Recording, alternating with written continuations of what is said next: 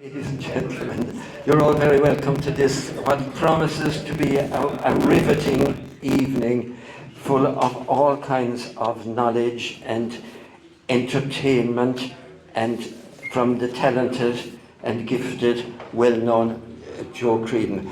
I asked my wife before I came out, how will I introduce Joe Creedon?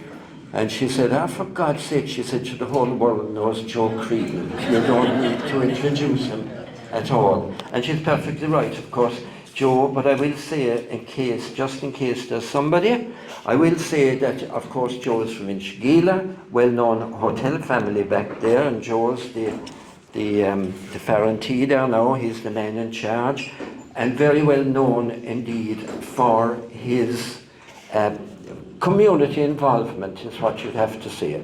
He has a tremendous community involvement. He has been very much associated, of course, as advertised by the O'Leary gatherings in Inchigeela. He's also very much head and tail of the summer school in Inchigeela.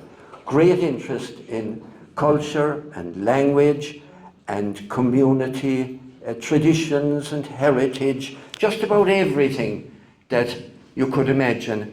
Joe has a passionate interest in it, and I know that he has a fine taste in art as well. We do know that about Joe. So without further ado, but I do want to say this now just before I bring Joe on. Please have your telephones on silent. At the end, we'll have a raffle on the tickets you got coming in the door, so don't get rid of those. We will try to finish on this side of 9 o'clock, and there will be questions afterwards then from Joe. So maybe we just give him a nice welcome, Joe Creedon.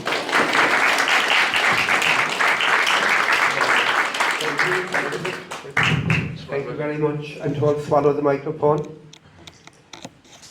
Good evening, everybody, and a big thank you on my behalf to the Historical Society, to Conkeller, to our friends here, and to so many of you for turning up tonight. And I can see people from my past and my present and hopefully my future. And I'm surrounded by friends, which is very important. So now, I am billed as an evening of history, anecdotes and song. My heart is broken, such side inside me has broken. I'll do my best not to cry by and by when the final farewells have been spoken. I'll join a legion, that's what I'll do, and in some far distant region where humankind are kind and true, I will start my life anew. Goodbye, it's time I sought a foreign clime where I may find there are hearts more kind than I leave behind. And so I go to fight a foreign foe, although I know I'll be kissed by the girls and the bells I've kissed. In some Abyssinian French dominion I will be it, and all for the flag if I may. That's enough of that now.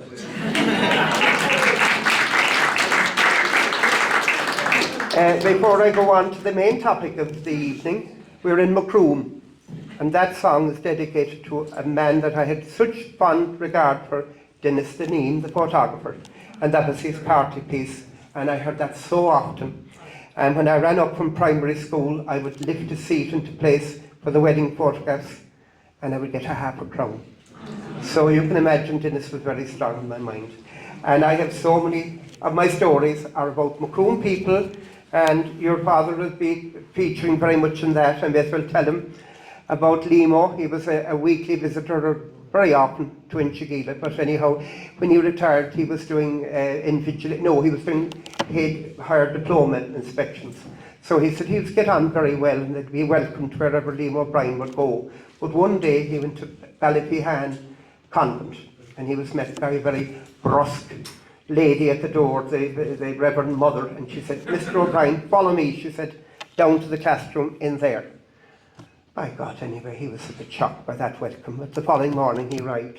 Good morning. Oh, good morning, Mr. O'Brien. Good morning, sister, he said.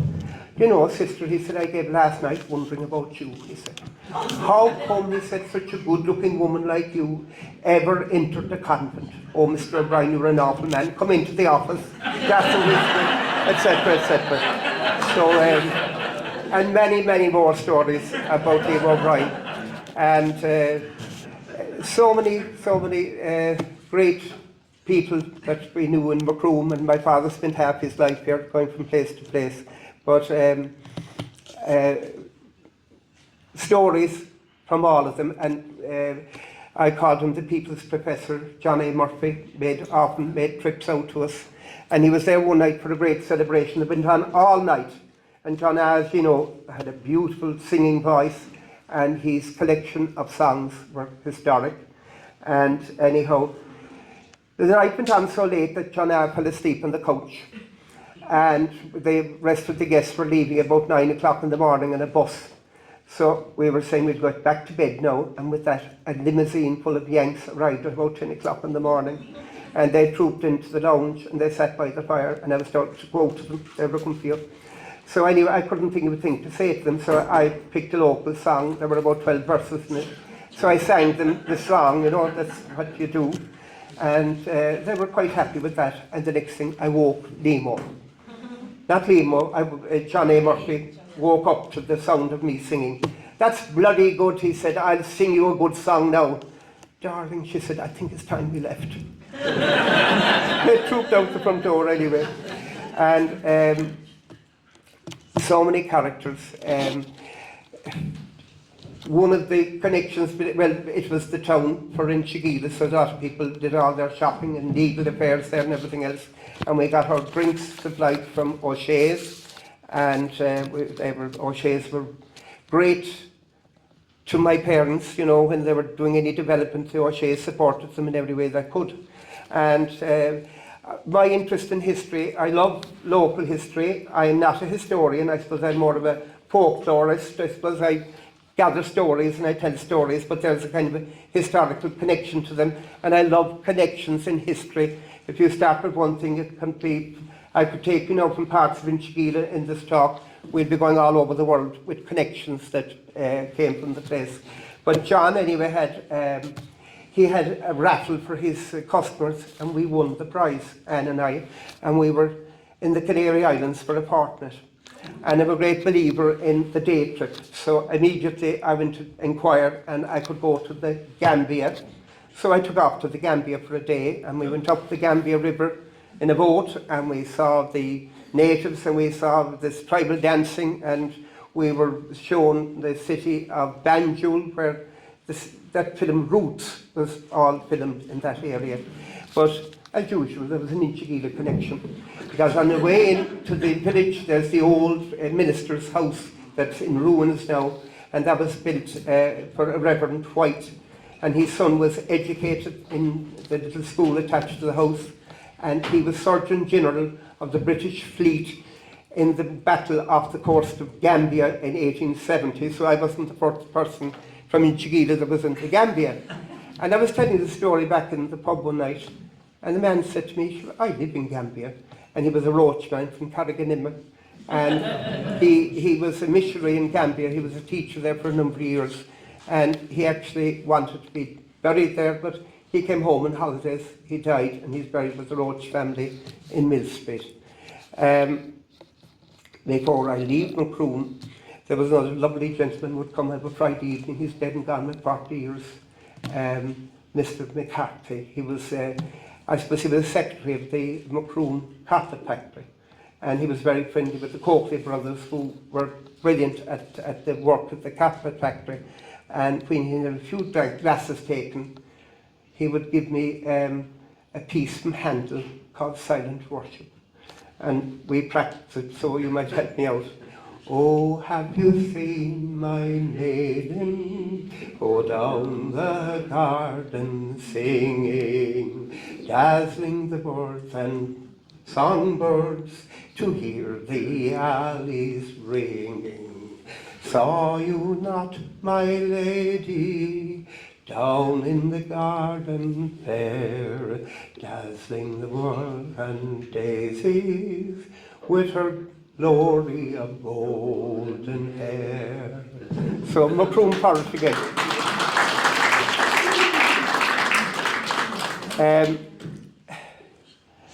I brought along some things for you all to look at afterwards, or right now if you want to do that. And I brought my family photograph along, and as you can see there are an awful lot of people in my family. I had number 14, and there were 10 boys and 4 girls. And my mother said that when she had 7 children, she went to confession and she came home to have 7 more. So I am a victim of the confessional, I think, because I was number 10. And the other family in there are my cousins, and the guy in the middle in the front row there is John CREEDON on the radio, and his dad and his mother, and his 8 sisters, and there were 4 boys in that family. So we were the opposite, we were 10 boys and 4 girls. And the name CREEDON comes into this area, because I know there are a lot of Creedons in Macroom and around it.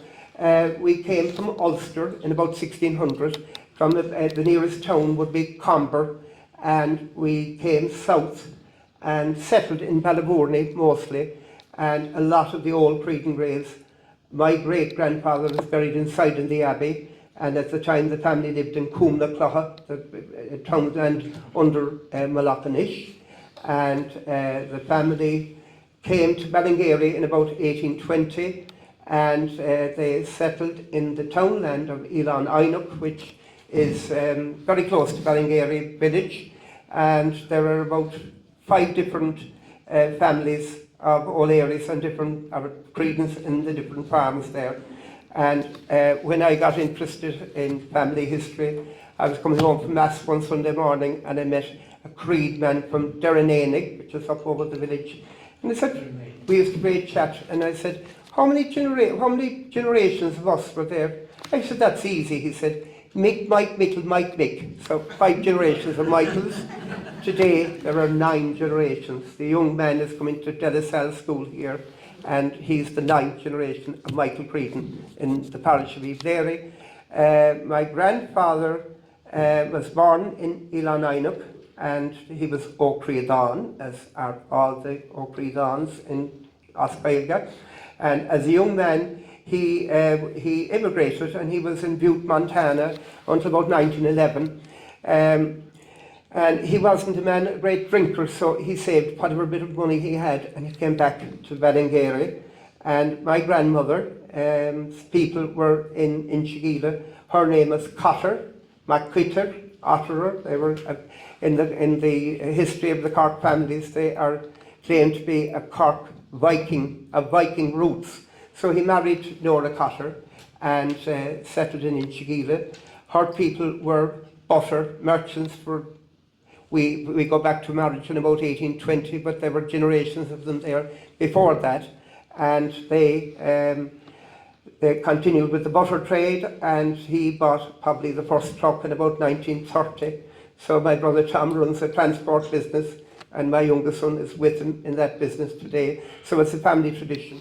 And later on in the time, my father was reared in the Inchigeela Dairy in Hobock Street, so he gave his young days delivering butter and eggs all around the upper parts of the city.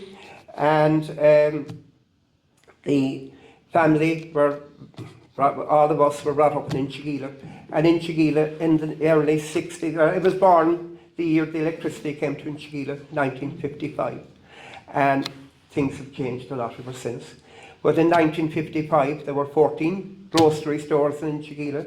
There were 2 undertakers. There were 4 pubs. There were 2 hotels. There was 2 tailors. Let me think. We had a weekly market, and a lot of the hucksters, as they were called, were Macroom people. Jerdot, as we called them, Jerdot Murphy from Masseytown, the Dailies and the Minahans. And we had a visiting butcher every Friday. Dan Reardon, the Triangle, would come out and serve his customers there with the market in Inchigeela on Friday. And the reason there were so many pubs was there was a fair. The market was on a weekly business, but there was a fair 3 times a year, and it was held in the fair field, which is behind the Briar Rose pub, and that was the extra licence that was granted because of the fair. And today the houses there are called Park and Ainig, the fair field. And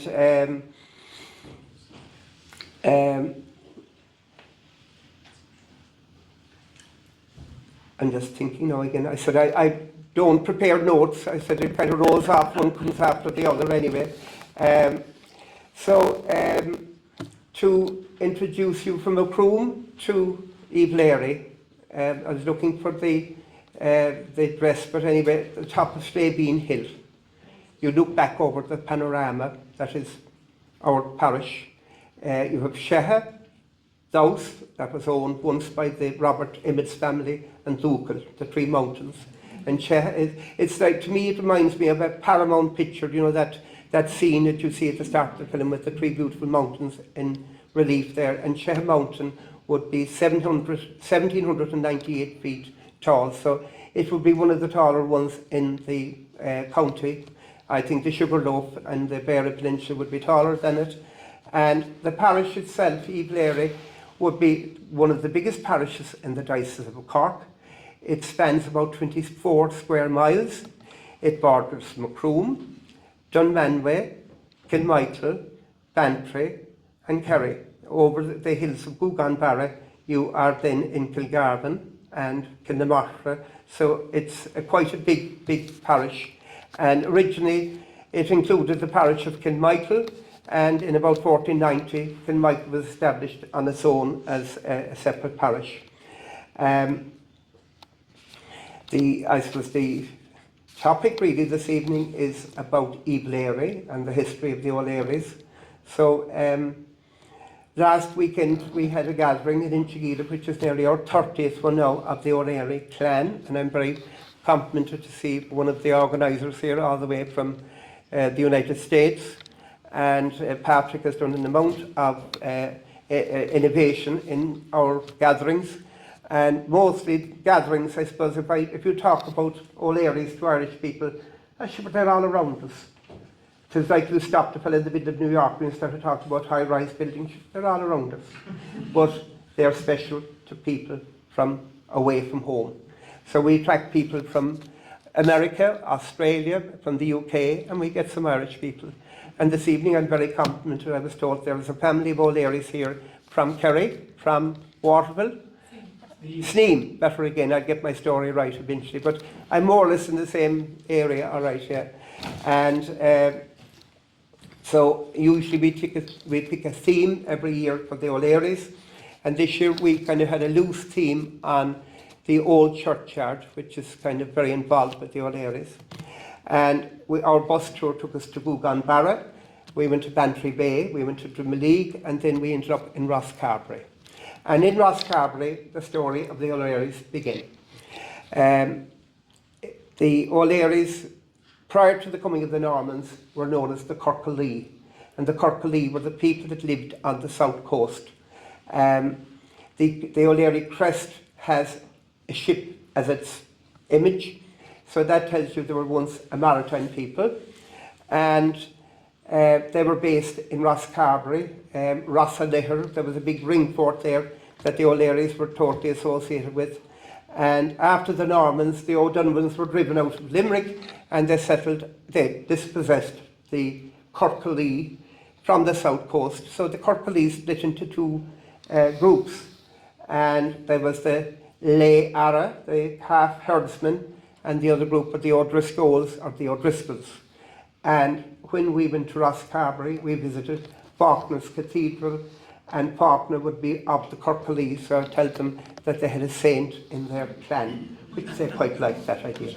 And we were received very warmly by the priest in charge of the cathedral, Reverend Jeffers, and we had an extraordinary visit to the cathedral, and we had quite a lot of stories, and Father Barry O'Leary joined us there, and we had a lovely time of reflection. And then we looked around the graveyard, and there was a story in the graveyard that we made stories up about. And in about the early 1700s, the minister in the church lost his wife, a young woman, and she was buried in a tomb right by the church. There's a cathedral door. And that evening, the butler went and took his way into the tomb, and he knew that she had a gold ring on her finger. So he went to take the ring off her finger to discover she was still alive.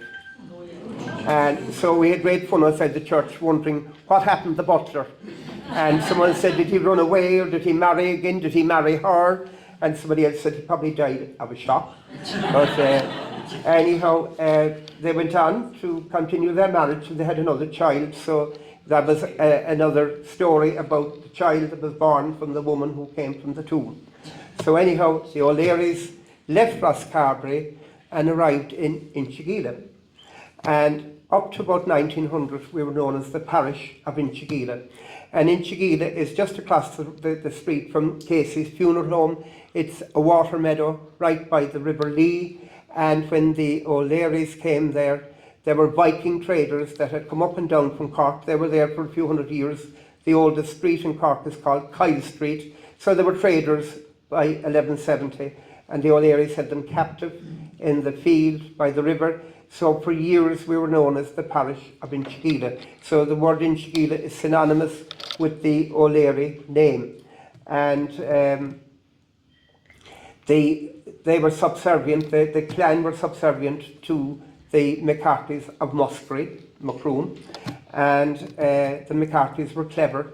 They kept a townland or two in Evelary to ensure that they had a way of visiting the place. And what they kept was Ochras, and Ochras is just back beyond Ballingeary, and there's the ruins of Ochras Church is still there. And as you probably know, the first night of the O'Sullivan Beara retreat, they stayed at Ochras, and the following morning his horse Cap died in a drowning incident. So the place is called Paula Kirke, and they're still McCarthy's in Ochras townland today. So the early history of it was it was a chieftaincy, and they were subservient to the McCarthy's of Macroom, but they governed themselves in the Gaelic way. So a chieftain was elected, and he had to build himself a fortified residence. So the first chieftain would have lived in the field right behind the Inchigeelagh Primary School, or behind Casey's funeral home. At that time, in his time, there was a ring fort there in that field, and he would have lived within the ring fort. And the ring forts were a fantastic idea. They were all along the hilltops in sight of one another, and they were Celtic farmers that built them. And the ring fort kept the valuables and cattle and so on in the ring fort. They built just a little sustainable house for themselves to live in, because all of the protection was afforded by the earthen wall, which was thousands of years old. So the first chieftain lived in that field. I suppose it's actually where the village is called Carriglea. Inchigeelagh itself, there's only one pub. The Briar Rose is in the townland of Inchigeelagh. The rest of the village is in Carriglea, and the other part of the village is called Glebe, and we'll come to the Glebe in a minute.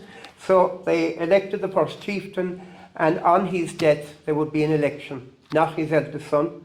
It would be an election of the fittest, one of many septs. There were at least 14 septs of the O'Learys, and it was mostly from the Riach sept. Now there were 14 septs. There were Riachs, there were Merrigucks, there were Glosses, there were Buys, there was Glanny, which was mostly Bantry people, there was Muckairee, there was Kippa. It goes on and on and on. But the families are still, some of them are still known by their sept name today. And for the overseas O'Learys catching up with it, the DNA idea will be that they would have a sept DNA, and that can bring them back into a sept today. And one day I was sitting in midwinter, kind of browsing over something, and a car pulled up, and there were these three fellas got out of it, and I said, name of God, what are they? They're all Chinese looking. And there were three O'Learys from the Philippines, and they were military family. Their great-grandfather had gone out to the Philippines with General Pershing in 1905 and had settled there, married a Filipino girl. So they were generations of Filipino O'Leary military people. So we had a great hour together, and then they said, we have one name in our family that we can't make sense of, Oliver Humphrey. I said, fantastic. I said, because there's only about two families of the O'Learys that use the name Humphrey, and their cousin was sitting at the counter drinking a pint. Jimmy Humphrey O'Leary, and they got to meet him, and they made contact, and they kept correspondence, and they came back several times for visits. So it's extraordinary when you're tracing family trees and stuff. A Christian name can tell you a big deal when you're searching. So that was their case. And the chieftain continued to be elected, and each time there was an election, he had to build himself a fortified house. And what remains today is Carrignacurra. So I brought a picture of Carrignacurra Castle, and it's kind of a funny picture because it was taken about 2000. And in that picture, there's a car attached to a pulley, and this maverick bought the place in about 1995 and was attempting to restore the castle. So the car was pulling up building materials, and he managed to put a roof on it and managed to put floors in it, but then managed, because of the millennium, there was an archaeologist appointed to each of the counties, and she was down them like a ton of bricks, and that put a stop to his gallop, and the poor man died. He was Maxim Gorbanov. He was Polish, and he had done a huge amount of work in lovely old properties down around Goleen. So anyway, Maxine, eventually the family sold it, and an Irish family bought it, and then we had the building crash in '08. So they tried to get rid of it, and they could do nothing with it for years. They tried to swap it, they couldn't do that. But little by little, the economy grew again, and there was interest in the castle. So this unfortunate American man who had been to the O'Leary gathering a few times bought the castle. And he, it was like the story of the white man. Every hard character you could possibly imagine met him and managed to extract money from him. So the whole project is at a standstill, but we visited the castle for the O'Leary gathering, and last year he did a big presentation for us, and we had mass at the castle said by Father Barry O'Leary, who grew up on that castle farm, and it was a wonderful evening of sunshine, and it was a great celebration. So this year we went to visit the castle, and I was asked to talk about the history of it, but I was telling the stories of the recent people that bought the castle. And there's one before him, there was these two fellas arrived, and he was a shrink, so you all know what a shrink is. Multi-millionaire with offices in Texas and consulting rooms in New York, and his boyfriend. So anyway, they came and they were buying the castle. And they asked me, how would we be received here? I said, greatly received. They're all a bit mad about you here. So anyway, they were buying the castle anyway, and they were staying with me. And they said, but there is not enough room with the castle. We need to buy more land. So anyway, my friend Derry Kelleher was living on the castle farm, and they went as appointed to meet him one Sunday morning. And they brought their lawyer, but Derry had his lawyer too. And they came out of it and they said there's not a hope that we could pay the money that they wanted for this extra bit of ground. And they said, we can buy lots of other castles in Ireland with a turnkey situation. So we said goodbye to the two men, and they went back to America. And it was probably in the autumn. And at Christmas time, there was a very, very big black tie corporate affair in about a 10-star hotel in Chicago somewhere, and they were at dinner. And they turned to the fellow next to him, and they said, say, guy, where are you from? Oh, he said, I'm from Ireland. And where there? In Chigila, said the man. And he said, my God, he said, we were buying a castle there. He said, who'd live next to Kelleher? He said.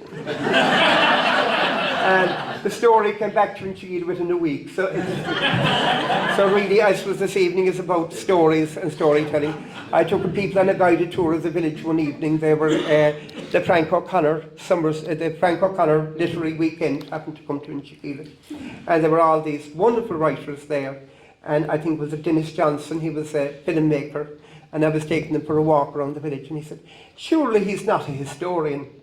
I said, sure, I'm not. I said, I suppose I'm a heritage, or I'm a storyteller, or whatever. But I wouldn't claim to be a historian anyhow.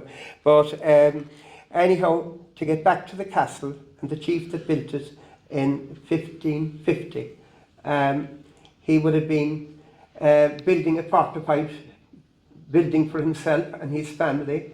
And that family in 1550, there were two other castles built, Drumcarra Castle, and I have got a picture of Drumcarra Castle here with me this evening. It's no more. I can remember just one fragment of the castle standing, and the army were brought out by the Lynch family of Boylesborough in about 1962 to demolish what was left of the castle. But this is more of a depiction of it there. And the third castle was in Kilbarry, which is a school in Kilbarry, and that's associated with Finbar. But the other Barry that it was associated was on Barrack Moor, and we'll come back to on Barrack Moor in a minute. But after the Battle of Kilkenny in 1822, they burnt his house, and he rebuilt the house with the stone of Kilbarry O'Leary Castle, and so it's incorporated into the house. And there was a graveyard and a chapel of ease there on top of Kilbarry Hill. There were roads coming into the Evil area, and that was one of the oldest roads, or kind of you could call it a butter road because of the butter trade, and it left from Drumcarra Bridge, and it's a beautiful drive or a walk if sometime you want to do it, and it takes you up Drumcarra, and it brings you to a place called Skehin, and you could look down over the Gaira to your east, and then you look west at the panorama of the 6 miles of Loch Alua and the magnificent hills that are there before you, and you can look over to Ballybourney. So it is definitely Skehin. It is a place of beautiful scenery, and so there were the 3 castles. And Dennis O'Leary, or Dermot, I'm not sure, Dermot and his wife are buried in the old churchyard. And the old churchyard is associated with them because they built a church there in about 1500 for Catholic worship. And the chief and his wife are buried right next to where the chancel of the church originally was. And what you see there today is a church that was built on the exact same footing in about 1816. And we'll come back to that again because there's the whole story of Cockemony is in the old churchyard. And the other, Drumcarra, I think, was slighted by Cromwell, and the last elected chieftain was in 1630. And Cromwell sent him because of taking the wrong side in the wrong war. Carrignacurra had to go to Kinsale. The people of the O'Learys had to join. The O'Sullivans harried at Carrignacurra and insisted the O'Learys would go with them to Kinsale. And many O'Learys went to Spain after Kinsale. And in 1630, the last elected chieftain was living at, I think, Drumcarra, and Cromwell sent him to Clare. So he and some followers went to 6 Mile Bridge, that area, in O'Callaghan's Mills, that area.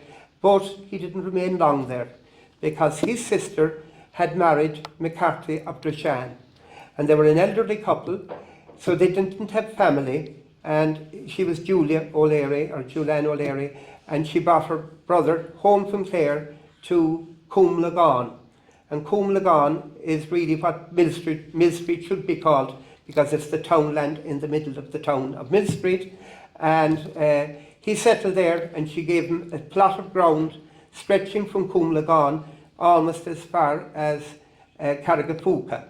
And so a lot of Clondrohid was of his ownership, and you'd find a lot of O'Learys in Clondrohid, and on Tahar and the O'Learys that were there were tenants of the Mill Street family.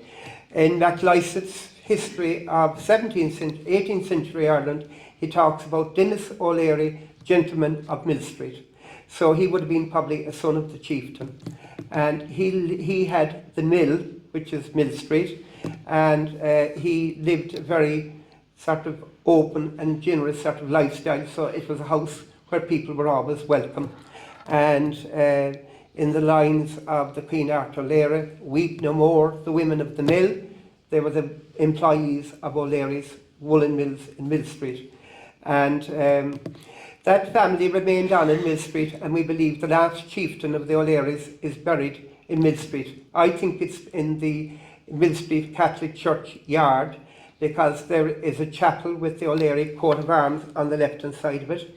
But the O'Learys kind of died out in Mill Street, but the family name continued because they were then called the McCarthy O'Learys, and they still continued with that ground.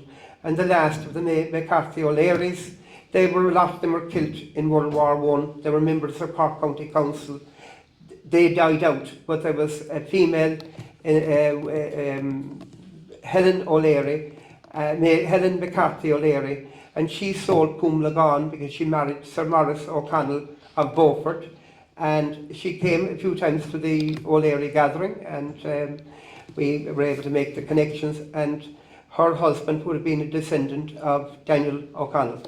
So the McCarthy O'Learys of Mill Street, we're always kind of making sense out of where O'Learys went. And there are a lot of O'Learys in North Cork, around Kanturk, that area, and I would think they would have been part of the O'Learys of Mill Street. But then they were also O'Learys from Beniguilla, and I think they maybe have gone west from Mill Street. But the O'Learys of Rathmore, Killarney, Tralee, etc., got there from a totally different way. In 1580 you had the Desmond Rebellion, and the last Gaelic Earl of Desmond, Garrett Fitzgerald of, he owned Munster really, but the Shannon Abu is Lochgur, and that would have been the ancestral home place of the Fitzgeralds.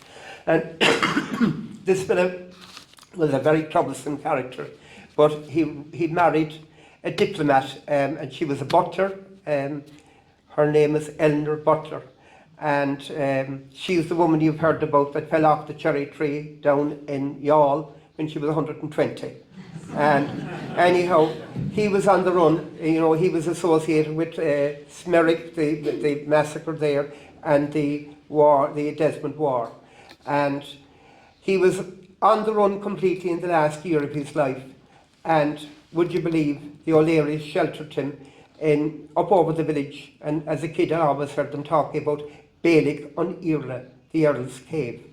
And the Earl sheltered there for about 2 months, and eventually left there and headed towards Kerry, and by where the Earl of Desmond Hotel is in Tralee, he was caught up with because they were raiding for animals or something, he and the last of his men, and he was caught up with, beheaded on the spot, and his head was sent over to Elizabeth I and put on Tower Bridge. So Eleanor survived him. She had always tried to negotiate her way around him, but anyway she survived him, and she had quite a few daughters, and the daughters were all married to the new owners of the Earl's estates, and they were the Dinneys, and they were the O'Connors of Sligo, and one of them was Valentine Brown. And Valentine Brown's wife looked at her allies, the O'Learys, and gave them lands in Ramore. And from Ramore they went into Killarney, so you'll see the name O'Leary in Killarney, and to Tralee. And there was a fella in Tralee who was very musical, and in the 1830s, Arthur O'Leary, whose father was a bandsman, went to study under Franz Liszt. He attended Mendelssohn's funeral. He taught Sullivan of the Gilbert and Sullivan fame. He married an Italian lady, and they're buried, Rosetta and himself are buried in Ahadoe graveyard. So he was Arthur O'Leary. And I think the O'Learys went there because of the connection with Carricknacurra and Gaelic and Irla. So the three castles we've spoken of, and Evelary wouldn't be the Golden Vale. There wouldn't be all sorts of wonderful grazing and golden meadows there. So most of the good land was around Toonsbridge and from there down to Drowncarra, and that's where most of the landlords lived, and quite a few of them are buried in the Protestant section of the old graveyard. There would be on Borrockmore, James Barry, he was the Sheriff of Cork, and his colleagues then would be Granger, and the Grangers, the local Grangers business people would be descended from them.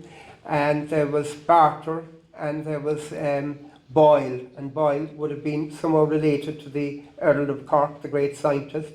But Barter had lands in Cool Daniel, and he had lands in Nicholas Daly's house was the Barter property. And Barter had a son who was a very famous scientist. He discovered the hydro spa, and it was known as the Hiberno spa, and today it's known as the Turkish bath. But that his invention was used in Baden-Baden in Germany for the hydro baths that were there. And so all these people lived on the shores of the Beira there and the side of the River Lee. And all these guys were involved in Cockemini. So I'm coming to Cockemini now in a minute. And the parish was not very fertile.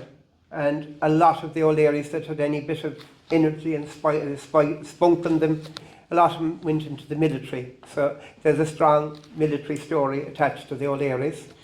And I brought a few figures over here. And the first fellow over there with the red jacket on him was originally advertising Hennessy brandy. But a good friend of mine from Macroom, I don't think he's here tonight. Not that one, the other one. No. I was the red jacket.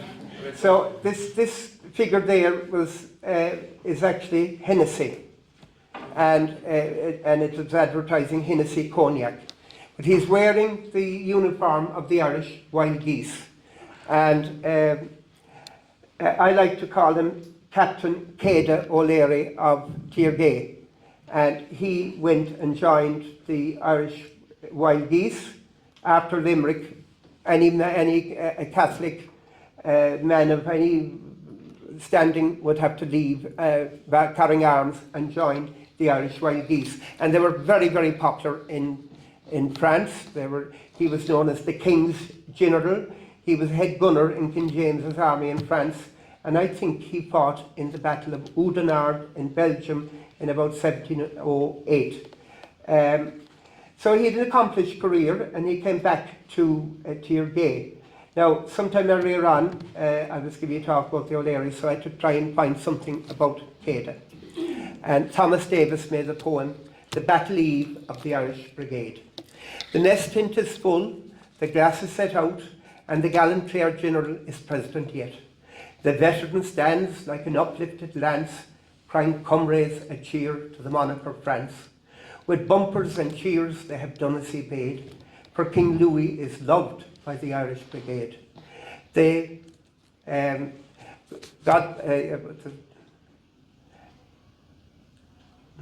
Louis is loved by the Irish Brigade. A toast to King James they bent as they quaffed, and to George the Elector fiercely they laughed. And here's to the girls that we wooed long ago, where Shannon and Barrow and Blackwater flow. God prosper old Ireland, you think them afraid, so pale grew the chiefs of the Irish Brigade. They fought as they revelled, fast, fiery and true. Though victors they left in the field not a few, but those who survived fought and drank as of yore, but the land of their heart's hope they never saw more. For in far foreign fields from Tobruk to Belgrade lay the soldiers and chiefs of the Irish Brigade. So Céide came home, and Art O'Leary was his grandson, and he bought Art a commission in the Austrian army, the Austro-Hungarian army of Empress Marie Therese. He was a favourite of hers. He was a precocious character, very handsome, a bit of a daredevil. She sent him to the Spanish riding school, and he was given instruction on all sorts of horsemanship there. And she gifted him a horse from the Austrian army. So he came back to Macroom and pranced up and down the square in Macroom and danced on top of the barrels, and he was first in the field of the hunt, and he was winning the races, and it was driving the magistrate totally off his mind. But he was, in addition to that, from Baldwin's window in the square, this young widow spotted him and immediately fell madly in thrall of Arthur O'Leary, and against her family's wishes she wanted and married him. And she was an aunt of Daniel. She was an aunt of Daniel O'Connell, and they were very happily living in Raleigh. They were tenants on the Minear estate, and they had 2 children. And anyhow, it all came to a sudden end on May 3rd, 1773. Arthur O'Leary was shot dead. As Ivan Boland said, he was shot in the back. Cowardly job, you see. But anyhow, he was shot there. The horse went back to Raleigh. Widow got on horseback to find his dying body on the banks of the river Foharish. And there was an old woman had taken her cloak off, and she was ministering to him.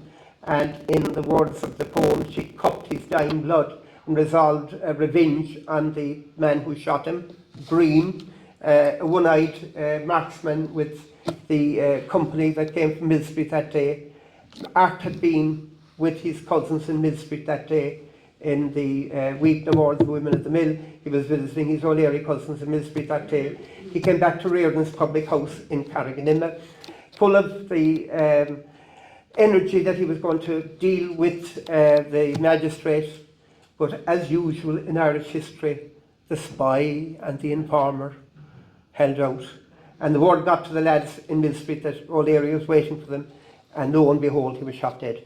So what happened next, and before I leave Carriganimma, Carriganimma deserves a place in the map of Irish heritage, because this poem started there, but another man was born very close to it, and he established another total tradition on Tahar Tazar. The highlight of our oral tradition happened at Carriganimma, but that oral tradition was taken into print by Untahar Pazar, and when he made the book Mashkiel Féin, he lived until the early 1920s, and in the introduction to his book, and Daniel Corker said, the Robin Flower, who wrote about the stories and the literature of the Blasket Islands, he put the oral tradition into print. But the oral tradition was uppermost in the story of Carriganimma. But in Daniel Corkery's book, The Hidden Ireland, he talks about the lament that Eileen Dubh O'Connell made about Arthur O'Leary, and it was a poem about their love. It was a poem about the O'Leary genealogy from nearly going back to Roscarborough. She was able to do that in a verse.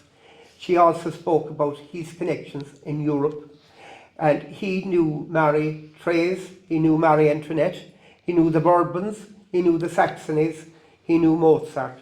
So this trifling character here was in the best of company in Austria. And somebody told me recently who was keen on it, his name is inscribed on a name list of worthies in one of the universities in Vienna. So Arthur O'Leary. And the twist in the tale of the present owner of Carrignacurran, Tom Carlston, his wife is an O'Leary. And she's from Boise, Idaho. And in their family heritage, they talk about descended from Cornelius O'Leary, who was Art's brother, who disappeared out of the story. He tried to shoot the sheriff, he got to France, he got from there to America, and from America he may have well ended up, because I am a great believer in folklore. There is a truth somewhere there. There is university knowledge, there's folklore knowledge, and somewhere between the two, the story is. I would never deny folklore.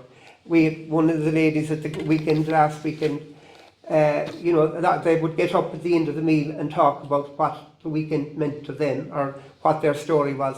Well, she said, my family were 7 or 8 generations O'Leary's out of Ireland, but she said my grandfather, she said, would talk about Arthur O'Leary. And here I am, and I found that what he was telling us is true. So, so we have 2 military men over there. There is a photograph, I'm going to show you here, of this lady who is unveiling a plaque in the old churchyard in Inchigeelagh. And she's a descendant of Daniel Florence O'Leary. His family were 3 generations in Inchigeelagh, 3 generations in Manway, 3 generations Bandon Road in Cork. They were the founders of the Cork Butter Exchange. He had an uncle, Father Arthur O'Leary, who was involved in the Napoleonic Wars, and he was quite a character as well. He built the first Catholic church in Cork, very near Holy Trinity, and he was also a preacher, and he's buried in St Pancras. He was buried in St Pancras Churchyard in London, but he knew Boswell, he knew the dictionary Johnson, and he knew the Prince of Wales that built Brighton. And as you know, the Prince of Wales married his Catholic mistress, Lady Fitzherbert, and who do you think did the Catholic service but O'Leary from Inchigeelagh, Father Arthur O'Leary.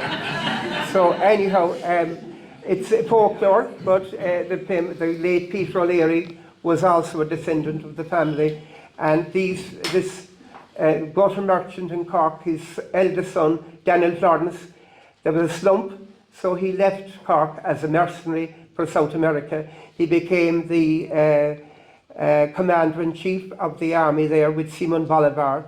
They liberated 5 countries in South America, and he was his biographer. And this lady here in the middle of the photograph is a descendant of Daniel Florence, and they've been back 4 or 5 times.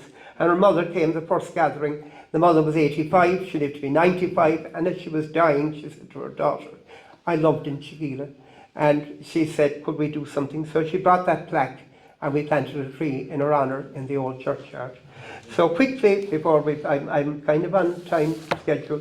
So anyway, over here we have a picture somewhere of Mike O'Leary, Victoria Cross winner, to somewhere up there. You can see it in a minute. Mike O'Leary was from Kilbarry, and he won the Victoria Cross for bravery in the 1st of February 1915, and he was forgotten about, but then there was a slump in recruitment for the British Army. Your country needs you was the first one, but when that didn't work, they were looking for a younger man. They found O'Leary still serving in the front. They brought him home, they got him the award. There was 1 million people turned out in Hyde Park to see him. Macroom Town Council gave him a huge welcome and addresses here, and he had a victory concert for him in Inchigeelagh, and he was booed off the stage because 1916 had happened in the months beforehand, and the leaders were executed. So the family finally came back, and we have done a plaque in Kilbarry School where he went to school, and he is also remembered in the old churchyard. So a lot of what I view of history is reconciliation.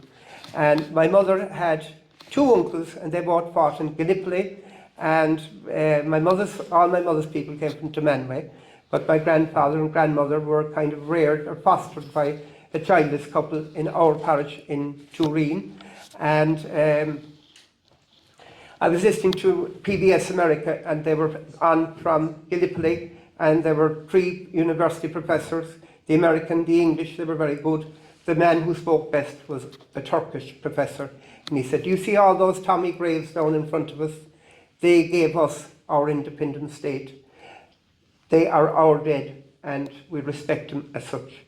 So we have 3 reburials in the old churchyard, and I have to go very quickly over this one. The first one is from Kemeny, the Battle of Kemeny in 1822. Smith was his name, and sure enough the spy and the informer got in on the act, and they reported where Smith was buried. And Mara Bui, the Gaelic poet of Ivlera, her son was accused of the murder. O'Connell came to the rescue, and the family left for Chicago, where they prospered. They had a brick factory, and some of the descendants are engineers. One of them built the Boyne Bridge in Dublin, the other one built the Dundrum Bridge. They're O'Donovan's nowadays. And that Gaelic tradition is very strong in Ballingeary, and I'm delighted to see here tonight two people that are very involved in taking that story into a future mode in the Gaeltacht Museum of Ballingeary. I'm nearly finished, and you have to watch out for this new development in Ballingeary. I was down to see it on the open day, and they have taken the language into another format where it's digitalised and you will be able to read the story. And another little interesting note I learned that day was the Fáinge that so many people proudly wear got its start in Ballingeary. It was the whole idea of the Fáinge came from the founding fathers of the Coláiste in Ballingeary, and that is well over 100 years old. So I wish them very well. We are parishioners, so we scout for each other, and I'm delighted we had people from Kerry, so I'm going to talk to them later on. And over here in the corner, Patrick O'Leary from Kentucky, who turns up every year to support our O'Leary gathering. I've decided that he did a lovely idea a few years ago. He minted about 500 coins, and he has given them out to anybody who makes the journey to Inchiquila. So I want him to present one to the man who invited me here tonight, Dr. Con Kelleher. Is he hiding? So that's it, but anyway, we can give a little time for questions. So I'll stop now after that.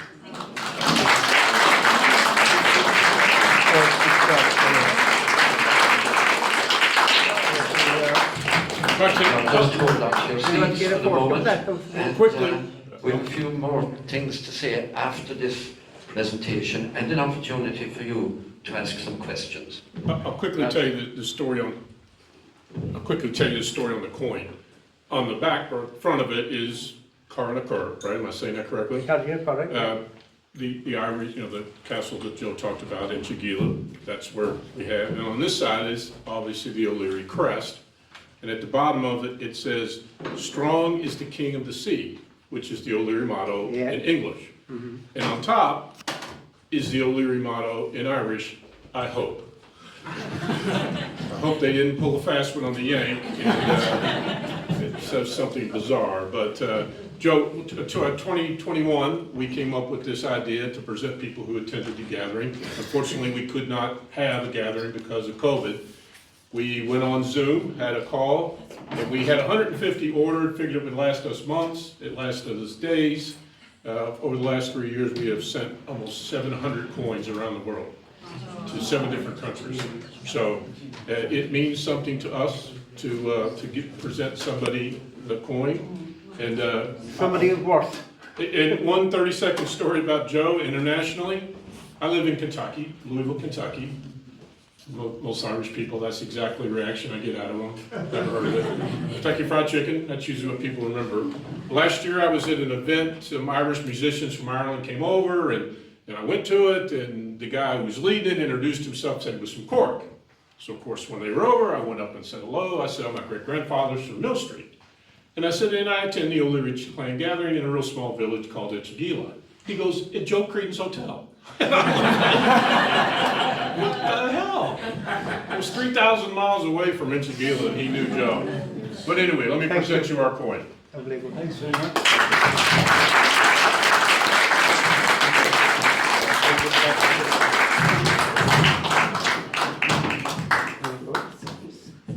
Now, when the photograph has been taken. Sorry, can I just say? Sure. There we go. First of all, it was an absolutely fantastic talk tonight, and I accept this on behalf of the Macron History Group. So thanks very much. I had no idea. Thanks very much.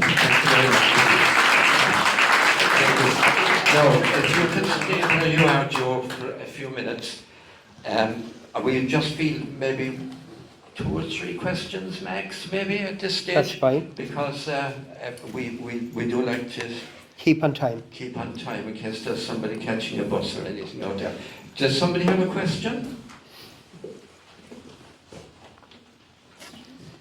Well, those O'Leary boys down at the end, anyway, from Ballingeary, will give out to me unless I answer them in a verse of a song, which I was supposed to be singing more tonight, but anyway, thank God I got away without singing too much.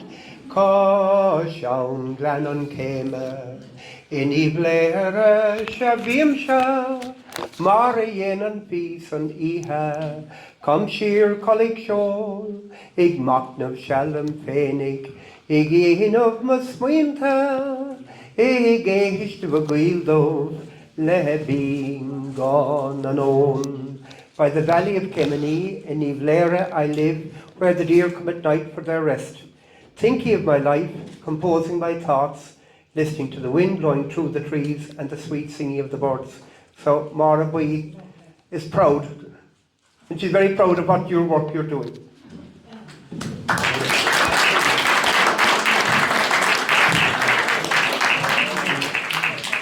Thank you, Joe. So just one more call. Any questions down there? I'm a little bit. I was a little bit fascinated when I heard about chieftains and so forth among the O'Learys, Joe, and I wondered if they had official titles as such before the flight of the owls and all that, and whether or not any of them had royal titles in later years that you know of. Well, I suppose while they were in the Bailiff sister, I suppose would be the Taoiseach. The Taoiseach would be the title of the chieftain, and as I said, it wasn't hereditary. It was an election, so there could never be another Taoiseach because there could not be a proper election. Whereas a lot of other clans appoint a chieftain. Peter O'Leary was at pains to say that could never happen with the O'Learys because the proper meaning of the title could not be applied. Any royal titles? Royal titles. Well, I suppose Mike O'Leary was entertained at Buckingham Palace, and Princess Mary played the piano for him, so I suppose that was something. But no, I can't think of any other royal title. Yes, can. Did you have any connection, or did Sean O'Leary, the great Cork hurler? He was from Macroom, wasn't he? No. His father was from Ballingeary, I think. Oh right, so there's a man there that announced that. Yeah. I think maybe would have been Turin Doverson. His father was Humphrey Leary. Humphrey O'Leary, there you are again. Yeah. Actually came from Kemeny. Yeah. Kemeny. His aunt had been Dinny Gugan's sister. For God's sake. Yeah. No, do you remember Nurse O'Leary? I do. There was Nurse O'Leary. Her husband was teacher at Kilbarry, and she was a great nurse. Yeah, she was. Patsy was born. Patsy was only a pound weight when he was born. He's the mayor of Ballingeary now, but she kept him in a shoebox until he was released home to his mother after about 12 months. So they I'm sure Mrs. Bradley down there, who comes from Rainery, knows all about these people. She's nodding away here. Yes, good. Look, we're going to wrap this up then. All I want to say at this stage is that we have a raffle in a couple of minutes. I do want to thank Joe very sincerely. He delivered a talk tonight that was full of humanity, wonderful storytelling. He's after weaving a tapestry for us full of the most colourful characters, the most colourful stories, and lovely songs and all. Not to mind having done the honour of talking about my own dad and he's carry on with the nuns. But there we are. Anyway, thank you very much, Joe. And we do especially welcome you too, Patrick. It's very. I think you should give Patrick a clap. That's it.